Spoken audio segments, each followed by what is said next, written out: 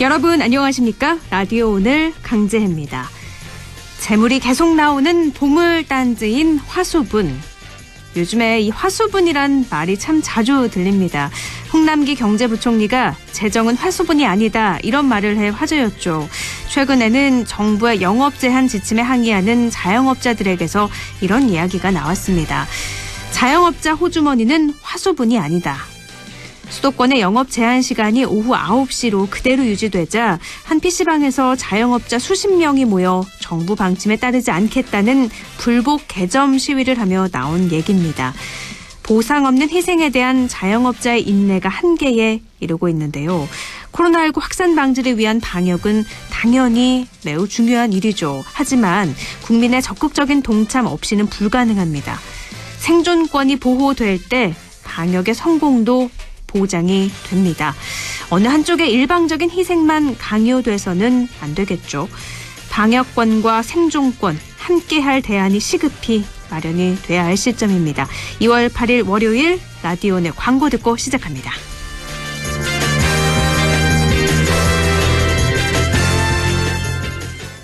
자, 따라해보세요.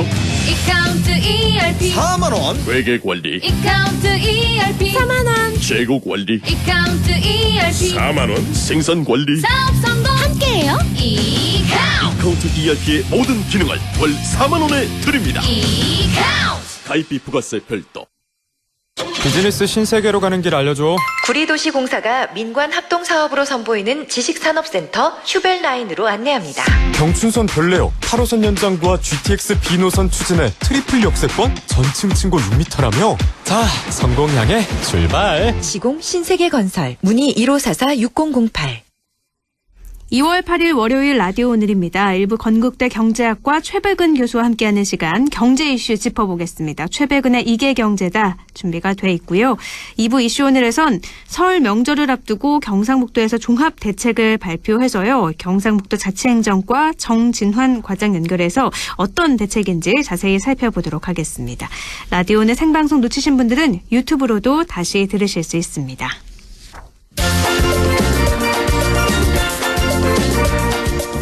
최백은의 이게 경제다. 경제 이야기를 쉽고 명쾌하게 풀어보겠습니다. 건국대학교 최백은 교수 함께합니다. 교수님 안녕하세요. 네, 안녕하세요. 네, 코로나 재난지원금 지역화폐로 지급하는 거에 대해서 여러 찬반 의견이 있었는데 이번에는 지역화폐 경제 효과를 둘러싼 공방이 다시 가열되고 있는 것 같습니다. 본격적인 얘기에 앞서서요.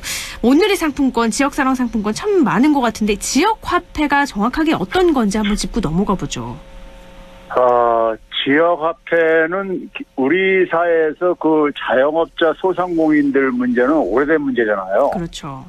예, 그래서 이제 되게 이제 경제가 발전하면서 유통산업도 발전하다 보니까는 대형 유통 이런 기업들이 지역 이제 그러니까 골목 상권까지 많이들 이제 그 영향을 미치고 있는 상황이잖아요. 네. 거기다가 그다음에 이제 온라인도 많이 이제 그러니까 온라인 거래도 많이 지금 증가되는 상황이고요. 네. 그런데 우리나라 자영업자는 한 50만 명 될 정도로 굉장히 그 규모가 큽니다. 네. 그거는 그러니까 우리나라 이제 그 산업 구조하고도 관련돼 있는 건데요. 그러니까 그러니까 우리나라가 이제 제조업 중심 이제 산업 구조인데 제조업은 이제 갈수록 고용하는 규모가 줄어드는 반면에 새로운 데로 나갈 출구는 별로 마련이 안 되는 상황 속에서 이제 자영업으로 많이들 진출을 한 결과이거든요. 네. 근데 어찌됐든 간에 전체 경제 활동하는 사람 중에서 거의 그러니까 우리가 한 2,700만 정도 되니까는 취업자들이 되니까는 그 중에서 한 640만 명이라면은 적지 않은 규모죠. 네. 적지 않은 규모인데 근데 이제 이들이 상당히 힘든 거는 이제 많이들 알려진 사실이잖아요. 그렇죠. 그래서 이제 역대 정부에서 그러니까 이명박 정부에서도 그러니까 동반 성장이라든가 중소기업 적합업종 이런 거 이렇게 정하고 했었고 박근혜 정부에서도 경제 민주화니 이런 얘기를 하고 있었는데 조금 더 이제 그러니까 현실적으로 나가가지고 이분들한테 조금이라도 좀 더 도움이 되게 하기 위해서 지역에 사는 주민들이 좀 가능하면 소비를 지역사회에 있는 소상공인한테나 자영업자한테 좀 이걸 지출을 하게 하자. 네.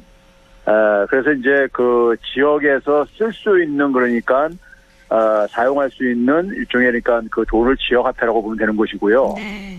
근데 이제 이거를 그냥 현금으로 가게 되면은 사람들이 선택에 있어서 아무래도 그러니까 대형 유통업체도 선호하는 경우도 많고 그러기 때문에요. 좀 이제 할인 혜택을 줘가지고 네. 만약 10만 원짜리 만약에 우리가 상품권을 만약에 산다고 한다면은 한 9만 원에 그러니까 매입할 수 있게 해줌으로써 그러면 이제 그다음에 그 이제 지역 화폐는 뭐 지역상 상품권이라도 불리는데 지역 화폐는 그러니까 그 지역 내에서만 쓸 수 있는 거죠. 네. 그러니까 지금 통상적으로 1인 한도를 정해놓고 10% 할인을 하면서 그 지역에서만 쓸 수 있게 소상공인을 위해서 그렇게 정해놓은 그렇죠. 건데요.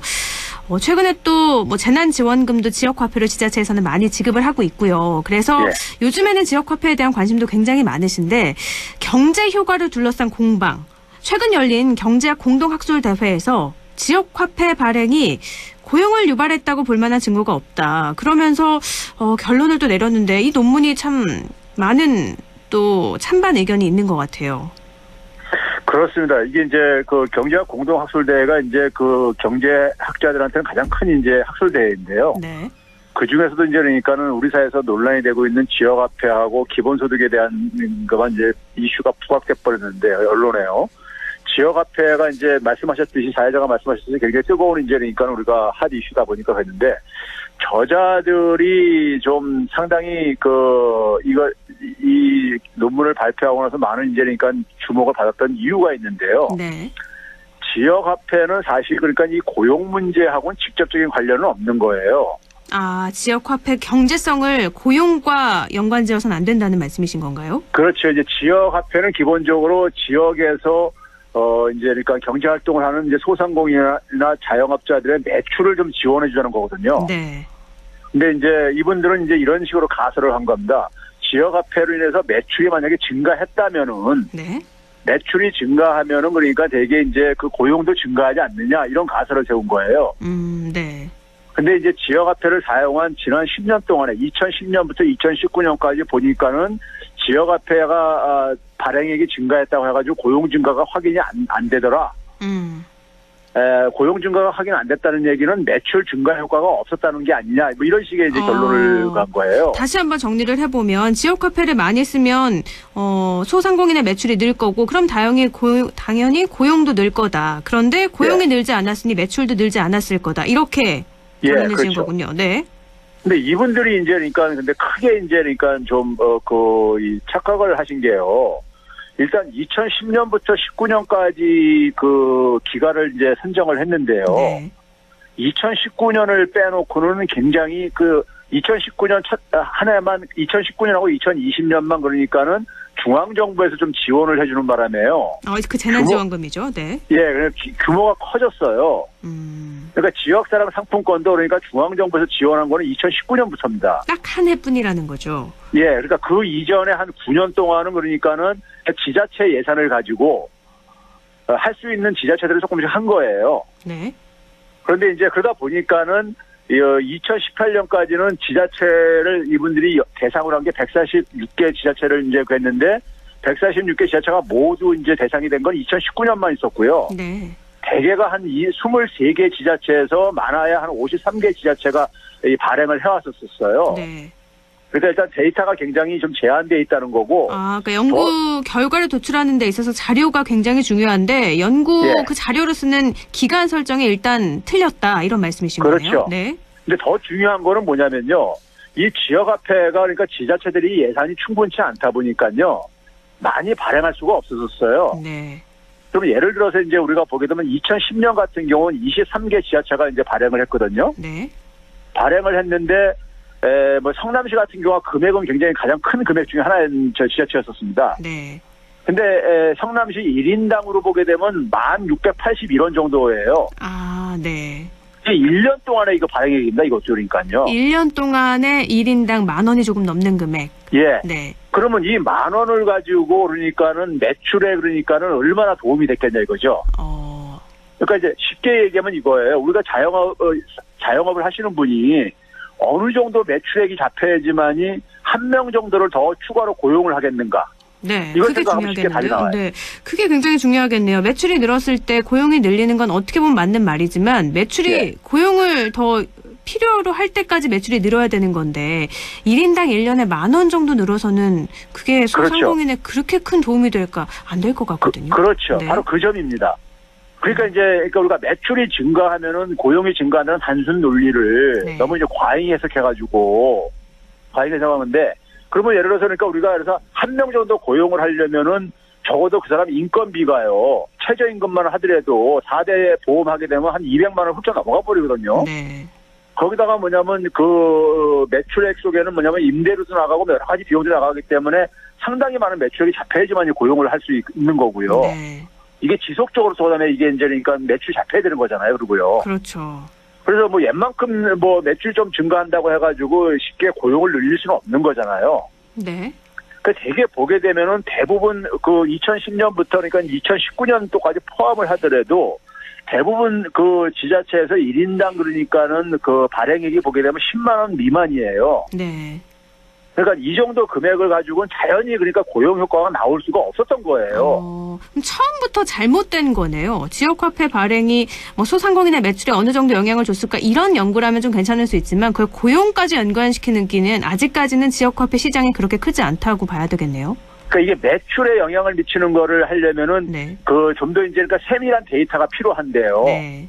그게 데이터가 이제 그러니까는 그 조세연구원에서도 한번 했다가 이제 그러니까 데이터 부족으로 좀 많은 비판을 지적받고 했었는데 네. 그러다 보니까 이분들은 좀 이제 돌아간 건지 좋게 해석하면은 고용으로 이제 그러니까 접근을 했다가 고용을 그러니까 그런 식으로 이제 그러니까 해석을 이제 그러니까 유도를 한 거죠. 그러니까 고용은 눈에 딱 보이는 거고 자료로도 예. 바로 쉽게 확인이 가능하기 때문에 고용하고 지역화폐를 연관시켰던 건데 이거 자체가 맞지 않는 거군요. 맞습니다. 이게 조세재정연구원의 지난해 그 연구도 잠깐 살펴보면은요, 지역화폐가 경제적으로 뭐 효과가 크지 않다라는 결과를 내기도 했었잖아요. 예. 이때도 그 당시에도 이런 겁니다. 그러니까 예를 들어서 그러니까는 뭐 그분들 그 조세연구원 연구원들이 무슨 얘기냐면 예를 들어서 8개 업종을 이제 자영업 인재니까 여러 인재니까 업종들이 있잖아요. 네. 뭐 슈퍼마켓도 있고 뭐 여러 가지 업종들이 있는데 8개 업종을 이렇게 이제 그 많이 인재니까 노출됐었던 지역화폐를 많이 사용했던 업종을 8개 업종을 선택을 해가지고 통계 분석을 해봤더니만은 네. 통계적으로 유의미하게 이제니까 증가 나타나는 건 한 2개 업종만 나오고 네. 나머지 5개 업종은 증가는 했는데 통계적으로 유의미하다고 보기 어렵다고 이제 그랬고요. 네. 뭐 이런 식으로 하는데 그걸 이제 좀 들여다보면 이런 겁니다. 그것도 마찬가지로 지역화폐 발행액이 워낙 작다 보니까요. 예를 들어서 인천 같은 경우는 1인당 그러니까 한 560원 정도밖에 안 됐었어요. 네. 그러면 예를 들어서 그다음에 경상북도 같은 경우는 1인당 한 43,000원 정도 됐었습니다. 네. 그러면 1인당 43,000원을 받았을 때 그걸 가지고 모든 업종에서 소비를 못할 게 아닙니까요? 워낙 금액이 작으니까요. 그게 1년에 4만 원이라는 말씀이시죠? 맞습니다. 한 달도 1년에 아니고요. 43,000원. 네. 예. 그러면 그거 가지고 동네에서 슈퍼마켓에서 먼저 쓰게 될 거고 네. 두 번째는 뭐 그다음에 음식점 같은 데서 쓸 수가 있을 것이고 네. 근데 뭐 예를 들어서 뭐 그 교수소라든가 무슨 이렇게 아이들 그러니까 교수학원 이런 데다가는 이제 잘 이제 안 쓸 수가 있고 그러잖아요. 네. 그래서 발행액이 적어가지고 안 쓴 거지. 워낙 적어가지고.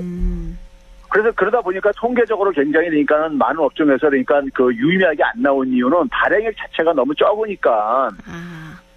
이제 그런 부분들을 좀 이제 그러니까는 그 외면하고서는 그냥 그걸 가지고 단순히 통계 처리하다 보니까 일반인들이 볼 때는 그런 구체적인 수치를 얼마나 발행했는지를 모르고 그러다 보니까요. 네. 그 전문가들이 그런 발표를 하게 되면 그냥 그런가 보다 이렇게 이제 생각하는데 내막을 들여다보면은 굉장히 발행액이 적어서 그렇게 생긴 부분이다 이렇게 이제 나온 거죠. 근데 이렇게 보면은요, 1인당 뭐 4만 원, 10,000원 지역화폐 발행해서 경제적 효과를 하기에는 사실은 아직 많이 부족할 것 같긴 한데, 조세재정연구원도 지난해 발표를 했고, 올해도 또 경제학 공동학술대회, 경제인들에게 굉장히 큰 1년에 있는 큰 행사인데, 여기서도 이런 논문을 발표를 했다면, 이런 오류가 있었을 텐데, 왜 이걸 굳이 발표를 한 건가요? 그러니까 이제 작년에 이제 그러니까는 그 조세재정연구원에서 이제 9월 달에 이제 그러니까 1차 보고서가 나오고 최근까지 12월 달까지 마지막 보고서가 이제 발표되면서까지 많은 이제 그 논란을 빚어냈었어요. 네. 그런 상황 속에서 이제 올해 이제 학술대회 발표하시는 분들이 이제 그걸 제가 볼 땐 피해 가려고 네.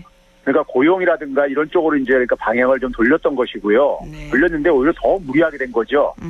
그런 쪽으로는요. 네. 그래서 사실은 그 지역화폐라는 것이 지역화폐는 이런 겁니다. 동네 슈퍼마켓의 그 사장님한테 100만 원 수입하고요. 네. 그다음에 대형 유통업체 그러니까는 그 100만 원 수입하고 다른 데서 출발하는 거예요. 그러니까 동네 슈퍼마켓에는 그러니까 100만 원 수입이 굉장히 중요한 의미를 갖지만은 그렇죠. 그렇죠. 그러니까 예를 들어서 그 조세연구원 같은 경우도 이런 식으로 얘기를 했거든요. 그 특정 지자체에서 예를 들어서 만약에 우리가 경기도에서 만약에 소비를 한다 그러게 되면 옆에 지자체한테 피해를 입힌다 이런 식으로 했는데 네. 그것도 들여다 보니까는 옆에 지자체에 피해를 준 게 아니라 대형 유통업체에 피해를 준 거예요. 사람들이 그러니까 지역화폐로 이제 그러니까 돈을 쓰게 되면 장 보러 가거나 이렇게 하게 되면은 아무래도 지역에서만 쓰게 되는데 자영업자나 중소상공인들한테요. 네.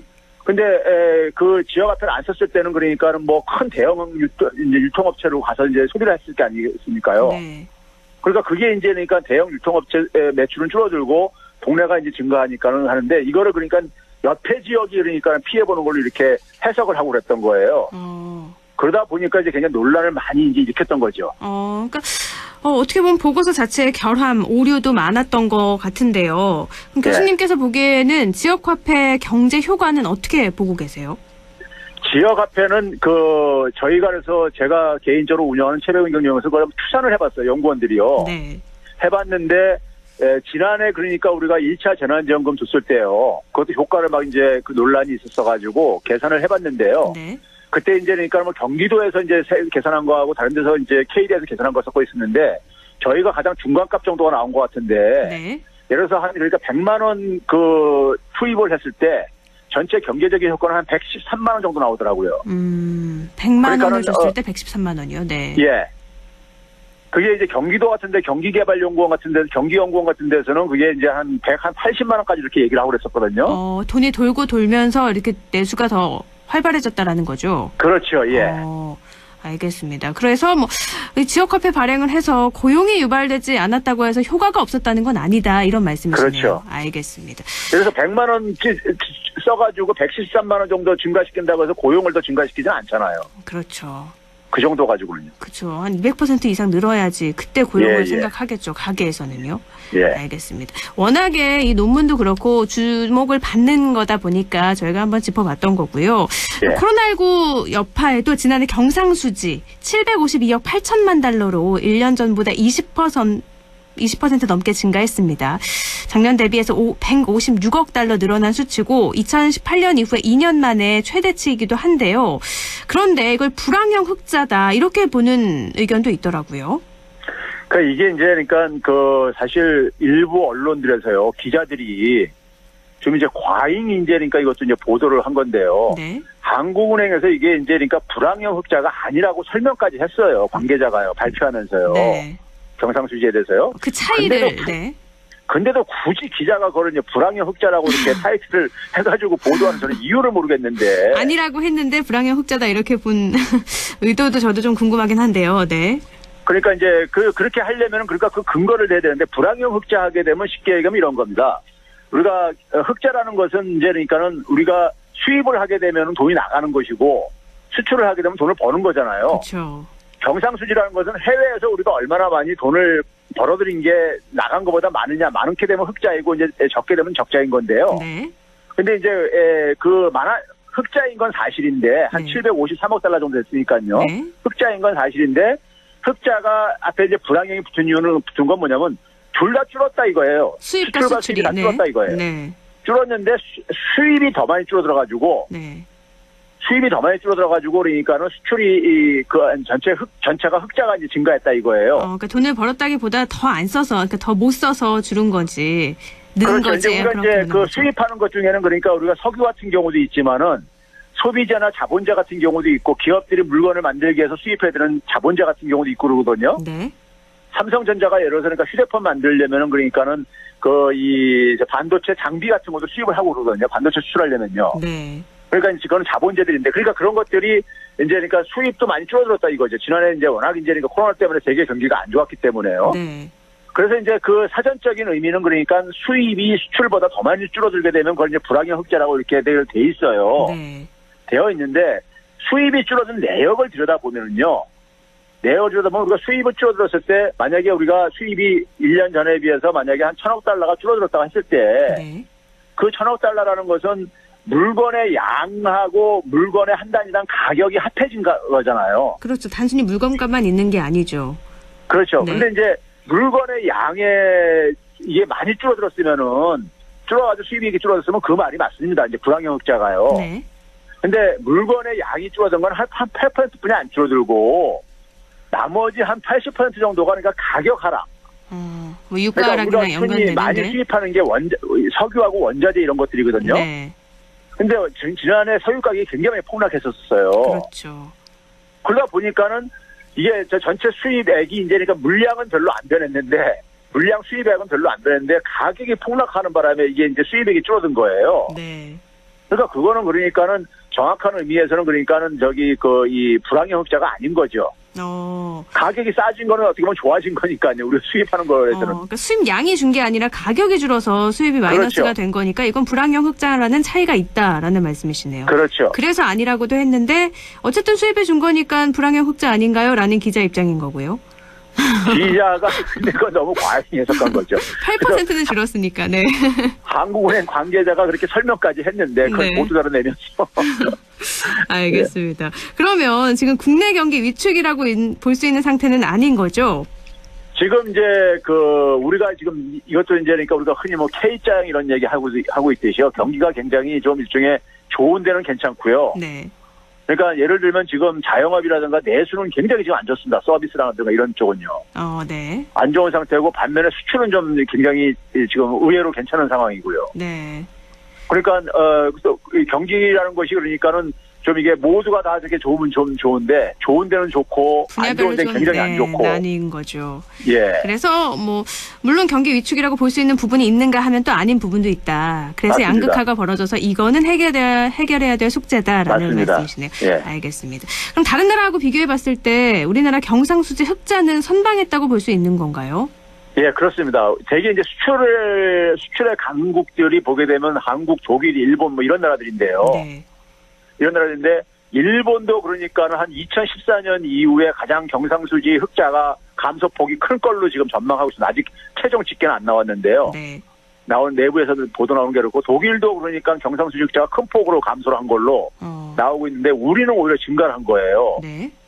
그러니까 지난해 코로나 상황 속에서도요. 2019년보다도요. 이렇게 그런 점에서 다른 나라에 그런 비해 점에서 높이 평가할 수 있는 거죠. 우리나라가 흑자 폭을 좀 늘린 이유는 아무래도 K 방역의 효과라고 볼 수 있겠네요. 맞습니다. 우리가 9월 달부터 이제 그러니까는 수출 증가액이 2019년보다 이제 더 이제 초과하기 시작했는데요. 네. 쭉 연말까지요. 초과했는데 되게 그때 주도했던 것들이 보게 되면 이제 그러니까 바이오 헬스 K 방역과 관련된 진단 키트라든가 이런 것들을 비롯해 가지고요.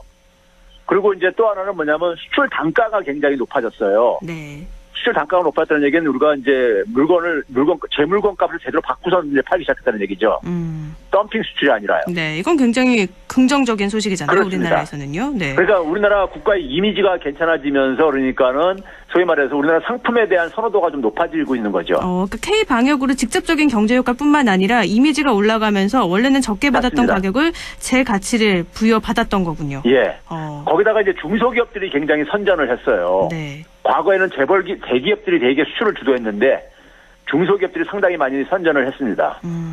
그러다 보니까는 의외의 성적이 나온 거죠. 알겠습니다. 그리고 25번째 부동산 정책도 잠깐 언급을 안 할 수가 없어요. 지난주 2월 4일에 발표가 됐는데 83만 호에 달하는 주택 공급이잖아요. 역대급이다, 쇼크 수준이다라는 말이 나오고 있는데 아무래도 세금을 통한 수요 제한에서 공급 확대로 방향을 바꿨다는 점이 가장 큰 변화인 것 같아요. 이번 대책 어떻게 보세요? 일단은 저는 소위 말해서 시장에 그러니까 국민들의 불만이라든가 아니면 그다음에 야당의 어떤 간에 비판이라든가 이런 것들을 잠재우는 데 성공을 한 것 같아요. 공급을 이만큼 늘릴 수 있다라는 걸로 어느 정도 시장의 요구는 잘 충족이 됐다라고 보시는 그렇죠. 거군요. 이제 그러니까 뭐 예를 들면 그러니까 야당에서는 계속 주장했던 것은 수요 억제 대책보다 공급이 부족해서 공급 물량이 적어서 생기는 문제라고 계속 비판을 했었거든요. 네. 근데 이제 공급을 어쨌든 간에 대책을 내놨기 때문에 그러다 보니까는 야당의 원내대표도 이제 하는 얘기가 이런 식으로 비판을 하더라고요. 그거 해가지고 한 3년 내지 한 5년 정도 걸리는 거를 네. 그렇게 언제 효과를 보겠냐를 이러는데 근데 뭐 그렇다고 해서 공급 물량을 늘리라고 했는데 공급 물량이 그 하루아침에 짧게 저렇게 늘릴 수 있는 건 아니잖아요. 네. 그러다 보니까 그 정도로 이제 그러니까 비판을 했다는 얘기는 상당히 그러니까는 뭐 효과를 봤다는 얘기고요. 방향 설정은 제대로 했다는 말이라고 보시는 거죠. 그렇죠. 네. 일단 그다음에 이제 또 하나는 뭐냐면 수도권에 이제 서울과 수도권에 뭐 30만 원 이상을 간다 그랬으니까는 네. 역세권 이런 쪽으로 간다 하다 보니까는 자기 집을 그러니까는 장만하고 싶은 사람들이 좀 이제 좀 대기 좀 이제 그러니까 기다려 볼 이런 그러니까 지금 이 대책이 나오기 전까지는 그냥 패닉 바잉이란 말이 시중에 유행할 정도로 네. 사람들이 그러니까 빨리 주택을 마련하는 것에 대한 압박을 받고 그랬었는데 그래서 영끌에서 사자고 해서 영끌 투자도 그렇죠. 많았는데요. 네. 그런데 이제 이게 좀 괜찮은 물량들이 공공개발하면서 좀 가격도 좀 이제 그러니까 하향 안정화될 것 같고 대량 물량이 원하는 지역에 많이 나올 것 같다고 이제 생각하면은 네. 좀 기다리고 싶은 마음도 그러니까 한편에서 생길 수밖에 없죠. 그래서 그런 수요도 그러니까 좀 이제 억제시키는 이제 효과는 이제 봤다는 점에서 네. 소위 말해서 단기적으로 어쨌든 간에 좀 효과는 봤다. 그런데 이제 아직 구체적인 내용들이 안 나왔어요. 그렇죠. 뭐 지역 정확히 어디에 얼마큼 할 건지는 안 어디에 할 나왔으니까요. 건지도 그렇고 네. 그다음에 공공개발이라고 했지만은 공공개발의 구체적인 내용이 네. 이 변창흠 장관의 사실 상징적인 정책 중에 한 가지가 소위 환매 조건부 주택이었었거든요. 네. 환매 조건부 주택이라는 건 일종의 뭐냐면 분양받은 다음에 자기가 나중에 그 주택을 팔 때는 공공기관에다 파는 겁니다. 네. 그러니까 그 개발 이익을 그러니까는 이제 개인이 못 가져가게 하려고요. 네. 근데 이런 것들에 대해서는 아직 이제 그림이 없는 거예요. 공공 개발만 하겠다고만 얘기를 했고. 그리고 이제 이걸 이제 가능한 속도전을 하기 위해서 그 재개발하는 지역에 있는 주민들의 그러니까는 민간 부분들의 협조가 필요하잖아요. 그렇죠. 그러니까 그 민간 부분한테 많은 혜택을 준 거예요. 네. 그래서 그러니까 이 전매 제한 같은 것도 풀고 뭐 이렇게 가면서요. 네, 여러 규제를 풀었어요. 예. 그러니까 이제 일단 그러다 보니까는 가능성은 이제 열어놓은 거죠. 대규모 개발할 수 있는 가능성은요. 빨리 신속하게 대규모 할 수 있는 건 열어놨지만 정확하게 구체적으로 어떻게 될 건지 세부적인 거는 앞으로 발표되는 정책을 지켜봐야 될 것 같은데요. 이번에 공급 그렇습니다. 확대를 위해서 재개발, 재건축 말씀하신 것처럼 여러 절차를 간소화해서 빨리 되게 하는데 국민의 재산권과 거주 이전의 자유를 침해한다면서 국민청원까지 올라왔는데 이건 어떤 부분 때문에 이렇게 올라온 건가요? 그러니까 이제 이 재개발 같은 거 이제 가려면 이제 그러니까는 주민들 동의받고 이런 것들 있잖아요. 사유재산이니까, 네. 예. 근데 그걸 이제 그러니까 한 60% 정도로 이제 좀 낮췄어요. 네. 그리고 이제 대개 재개발 이제 이런 게 발표가 되고 나면 이제 발표되고 난 이후에 이제 그러니까 지분 확보하는 사람들이 있습니다. 네. 투자 차원에서요. 네.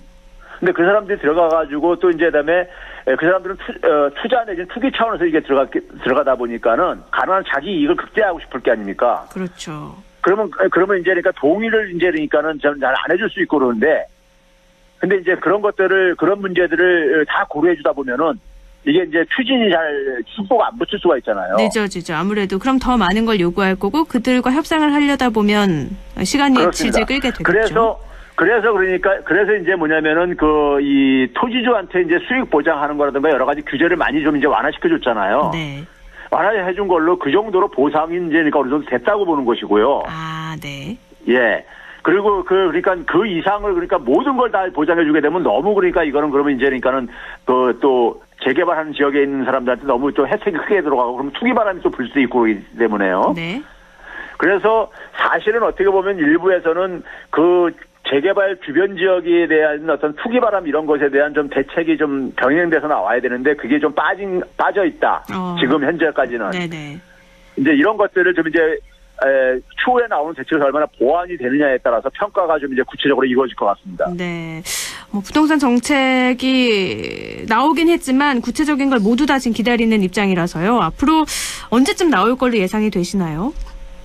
이게 지금 일단 국토부에서 얘기하는 건 2025년 이내까지라고 얘기했기 때문에 네. 사실상 다음 정부에서나 그러니까 이게 공급은 이제 그러니까 진행될 수밖에 없다고 보고요. 네. 다음 정부에서 그러니까는 이것을 넘기게 될지 아니면은 그러니까 현 정부에서 그러니까 구체적인 그러니까 그림은 적어도 네. 나와야 되지 않겠는가. 그래야지만 시장에 좀 이 안정감도 좀 확보를 할 수 있지 않겠는가 생각이 듭니다. 이게 마지막 부동산 대책이 될지 또 다른 대책이 나올지는 조금은 지켜봐야 될 것 같다라는 그렇습니다. 거네요. 알겠습니다. 오늘 여기까지 듣죠. 말씀 고맙습니다. 네, 감사합니다. 네, 최백은의 이계경제다 지역화폐 경제효과 또 이사 주택공급 대책에 대해서 건국대학교 경제학과 최백은 교수와 함께했습니다. 라디오 오늘 1부는 여기까지고요. 잠시 후 2부에서 뵙겠습니다.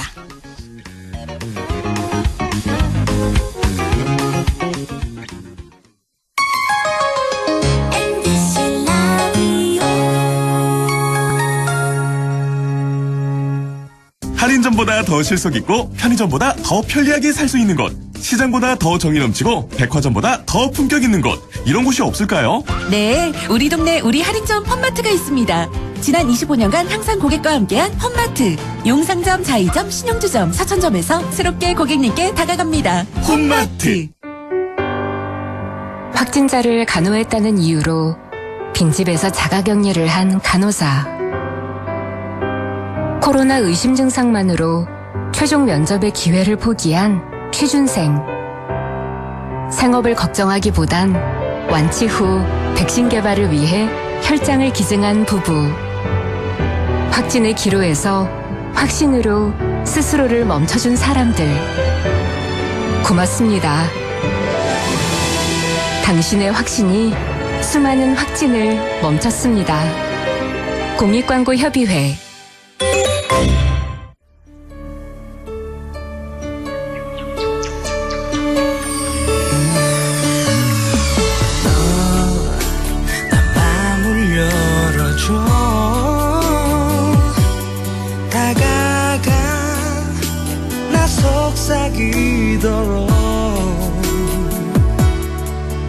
언제나 내 생각으로 행복해야 해요.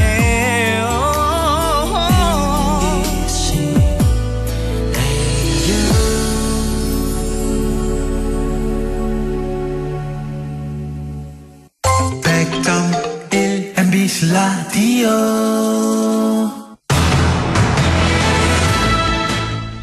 라디오 오늘 2부 순서 이슈 오늘입니다. 설 명절이 이제 나흘 앞으로 다가왔습니다. 그런데 올해는 코로나19 탓에 명절 분위기 잘 나지 않죠.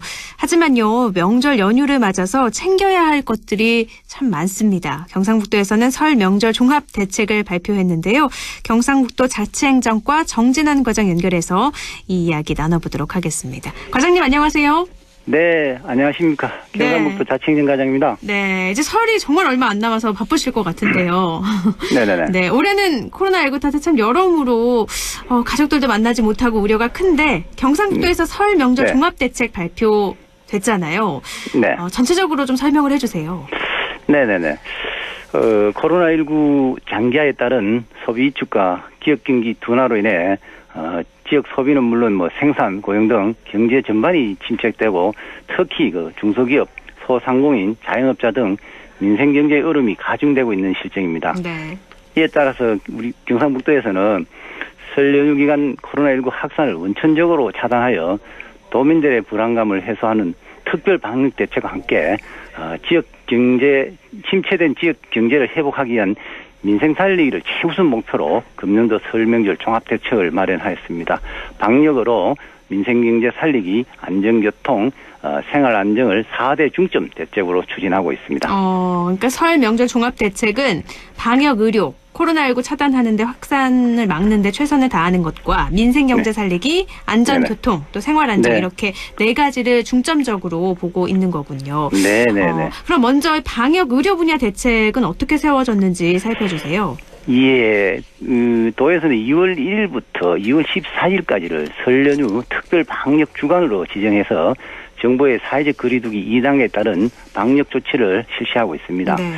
연휴기가 많은 사람들이 방문할 것으로 예상되는 음식점, 카페 등 다중이용시설 7만 563개소에 대해 방역 지침 준수 여부 등을 중점 점검하고 있으며 또한 그 승무객들이 많이 찾는 도내 봉안시설 75개소에 대해서는 온라인 승무 이용 홍보와 일일 추모객 총량제 운영 등 분산 방문을 유도하고 있습니다. 네. 아울러 도내 요양병원 114개소, 요양시설 410개소에 대해서는 연휴기간 동안 대면 면회를 금지하고 종사자에 대한 코로나19 진단검사 의무화로 감염 취약시설 집중 관리하고 있습니다. 또 설 연휴 기간에는 재난안전대책본부와 감염병 비상방역대책반을 24시간 운영하여 코로나19 환자 발생 및 비상사항에 신속히 대처해 나갈 계획으로 있습니다. 그러니까 사회적 거리두기가 경상북도는 지금하고 똑같이 14일까지 계속 연장이 되는 거잖아요. 네, 그렇습니다. 이 밖에도 뭐 성묘시설은 가능하면 올해에는 좀 온라인으로 해주시는 분들 많으셨으면 좋겠고 혹시 찾아가시는 분들도 사람들이 많이 붐비지 않도록 시간을 분배해서 이제 봉화시설을 이용하게 되는 거고요. 네. 알겠습니다. 또 올해 설날에는요, 고향 방문 자제를 권고하고 5인 이상 사적 모임 금지가 되고 있는데, 안전수칙이 있다면 좀 전해주세요. 예, 설 연휴 기간이 코로나19 재확산의 중대 고비가 될 수 있는 만큼, 도에서는 무엇보다도 지역 간 이동과 집단 모임을 자제하는 것이 가장 중요하다고 보고 있습니다. 네. 도민 여러분들께서도 이번 설 연휴 고향 방문과 여행을 자제해 주시고, 5인 이상 모임 금지, 마스크 착용 등 핵심 방역 수칙을 철저히 준수해 주시기 바랍니다. 아울러 경북도에서는 스테이홈 SNS 캠페인을 진행해서 온라인 차례 지내기, 영상통화로 안부 묻기 등 비대면 설 보내기를 도민들에게 대대적으로 홍보하고 있습니다. 방송을 들으시는 도민들께서도 비대면 설 보내기 캠페인에 적극 동참해 주실 것을 당부드리겠습니다. 네. 참 이 방송을 하면서도 지난 추석 때도 드렸던 말씀인데 명절에도 가족들 고향 방문을 좀 자제해달라는 말씀이라서 송구하기도 한데요. 코로나19 확산 방지를 위해서 이번이 마지막이 되려면 꼭 지켜주셔야 될 것 같아요. 그래서 마스크 잘 착용하고 이번에는 비대면으로 설 보내시면 좋을 것 같습니다. 연휴 기간에 또 아프거나 코로나가 의심될 수도 그런 상황이 나올 수도 있으니까요. 응급 의료 대책은 어떻게 마련이 됐죠? 예, 도에서는 연휴 기간 의료공백 방지와 응급 환자 발생에 대비해 응급 의료기관 및 응급 의료시설 36개소를 운영하여 24시간 비상진료를 실시하고 연휴 기간 문 여는 병의원 368개소와 휴일 지킴이 약국 436개소를 지정하여 운영합니다. 또한 재난거점병원 3개소에서 타수 인명 피해 발생에 대비한 재난응급의료 진료 체계를 가동하고 닥터 헬기 상시 출동 대비로 중증 응급 환자의 신속한 이송과 치료를 도울 예정으로 있습니다. 네. 또 이런 자세한 사항 확인은 시군 보건소 홈페이지나 응급 의료 정보 제공 앱을 통해서 확인하실 수 있으니까요. 청취자 여러분들도 휴일에 약국 어디 가야 되나 이런 거 많이 헤매지 마시고 꼭 휴대폰이나 인터넷으로 찾아보고 가시면 헛걸음 안 하실 수 있을 것 같아요. 네, 그렇습니다. 네, 또 민생 경제 살리기 위한 대책도 있죠? 네네네. 경북도에서는 코로나19 장기화로 위축된 소비 신뢰를 회복하고 침체된 지역 경제를 회복하기 위해서 비대면 소비 트렌드에 맞춰 쿠팡, 유메프 등 대형 온라인 쇼핑몰을 통해서 2,000여 개의 도내 기업이 참여하는 경북 세일 페스타 온라인 기획전과 사회적 경제 설 특판전을 실행하고 있습니다. 네. 또한 코로나19로 자금난을 겪고 있는 중소기업에 대해서는 2월 10일까지 약 1,200억 규모의 특별 경영 안전자금을 지원해 자금 부담을 경감시키고 각종 공사 물품 대금도 조기에 지급하고 있습니다. 아울러 설 성수품을 중심으로 서민 생활 물가를 관리하고 농축수산물의 적절한 출하 조절과 가격 안정에도 힘쓰고 있습니다. 네, 이번 설 차례상 비용은 역대로 많이 올라서 많은 분들이 좀 힘드실 것 같은데 이런 부분에도 많은 또 신경을 쓰고 계시는군요. 네네. 알겠습니다.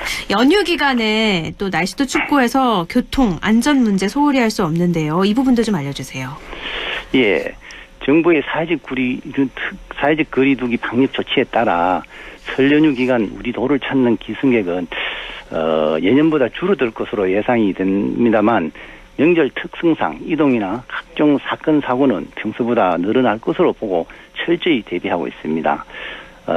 먼저 설 연휴 안전사고 및 재난재해 예방을 위해 판매시설, 여객시설, 다중이용시설, 전통시장 등 취약시설 약 1047개소에 대해서 특별 안전점검과 화재 예방 특별조사를 실시하고 있습니다. 또한 5,884개소의 도로에 대해 사전에 안전하게 정비하고 우회도로 9개소를 지정 운영하여 연휴 기간 원활한 기승객 수송을 도울 예정으로 있습니다. 네. 연휴 기간 중에는 각종 안전사고와 재난재해로부터 도민들이 안전할 수 있도록 24시간 재난상황 대책반 운영과 전 소방관서 특별 경계 근무를 실시해서 각종 사건 사고 발생 시 긴급 조치 및 비상 대응이 이루어지도록 할 계획으로 있습니다. 네. 이런 계획 같은 거 들으면요. 참 이런 거 느껴요. 연휴라서 쉰다고 좋아하시는 분들 많이 계시는데 연휴에도 쉬지 않고 이렇게 각종 안전사고를 대비하기 위해서 더 근무를 길게 하시는 거잖아요. 네, 철저하게 하시는 거고 참 얼마나 고생이실까 감사하다 이런 마음이 드는데 올해도 또 어김없이 수고해 주실 예정이시네요. 네. 또 코로나19 장기화로 인해서 어려운 취약계층 더욱더 고통을 많이 겪고 있는데 이분들을 위한 대책은 어떤 게 있을까요? 예, 경북도에서는 2월 말까지 취약가구 안전점검 등 위기가구 집중 발굴을 실시해서 공적 지원을 강화하고 명절을 맞아 노인, 장애인, 아동, 한센인 등 입소한 도내 사회복지시설 593개소 13,750명에 대한 비대면 입문을 실시할 계획으로 있습니다. 네. 또한 연휴기간 결식 우려 아동 6,182명에 대해서도 시군 및 지역 아동센터를 통해서 안정적인 급식을 지원하는 등 소외된 이웃이 없도록 면밀히 살피고 있습니다. 네, 알겠습니다. 그럼 끝으로 덧붙이고 싶은 말씀 있으시면 청취자 여러분께 전해주시죠. 예, 도민 여러분, 민족 최대 명절인 설이 사흘 앞으로 다가왔지만은 코로나19 장기화와 지역경제 침체로 많이 힘드실 것으로 생각합니다.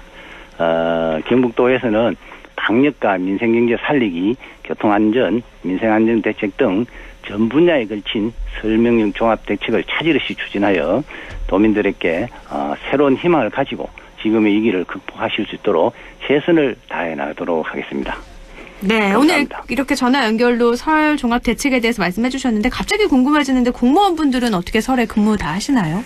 예. 저희들 연휴 기간 2월 11일부터 2월 14일까지 약 연휴 동안에 네. 약 1일 총 11개 반에 96명의 공무원이 비상근무를 실시해서 설 명절 종합 상시를 운영해서 각종 재난재해라든지 안전사고 등 연휴 기간에 발생하는 모든 긴급 사항과 불편 사항에 대해서 신속하게 대처해 나갈 계획으로 있습니다. 또 이렇게 공무원분들도 연휴 기간에도 쉬지 않고 봉사를 해주시는 거네요. 네네. 네, 청취자 여러분 대신해서 감사의 말씀 전해드릴게요. 감사합니다. 네네. 네, 감사합니다. 명절 잘 보내시고요. 새해 복 많이 받으세요. 네네. 감사합니다. 네, 고맙습니다. 네, 지금까지 경상북도 자치행정과 정진환 과장 연결해서 나흘 앞으로 다가온 설 명절 종합 대책에 대해서 이야기를 나눠봤습니다.